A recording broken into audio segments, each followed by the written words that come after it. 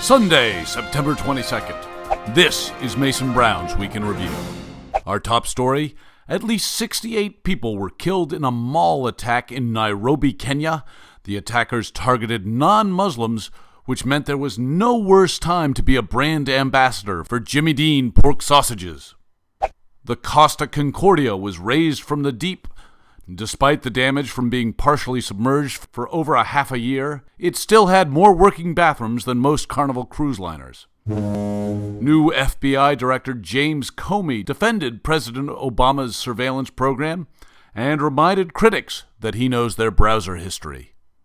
A Saudi Arabian 2-year-old has become the youngest person to undergo gastric bypass surgery. According to his doctor, if he continued growing at this rate, he would never be able to find a suicide vest that would fit him.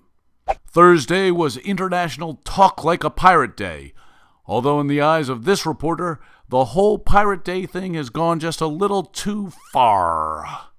Fall officially began on Sunday, which means that winter is coming. A British couple's wedding was delayed after a mentally ill man stormed into the church and cut off his own testicles with a pair of scissors. After an hour delay, the wedding went on as planned, and the bride cut off the groom's testicles in the traditional manner. Rare blue-footed boobies have been sighted on L.A. County beaches, exciting bird watchers and disappointing teenage boys who were hoping for something else.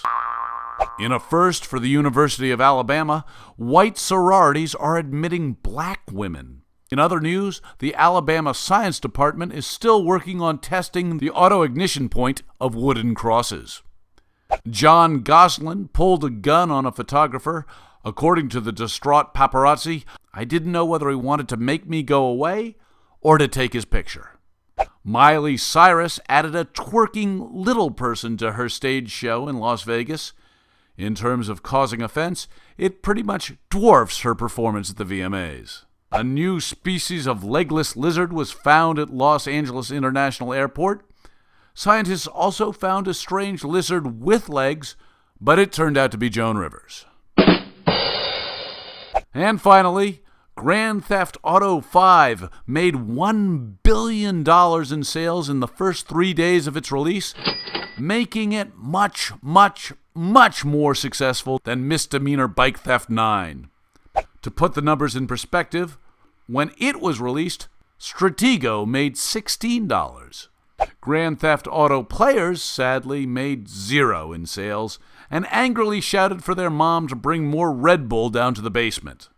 And that's the Week in Review.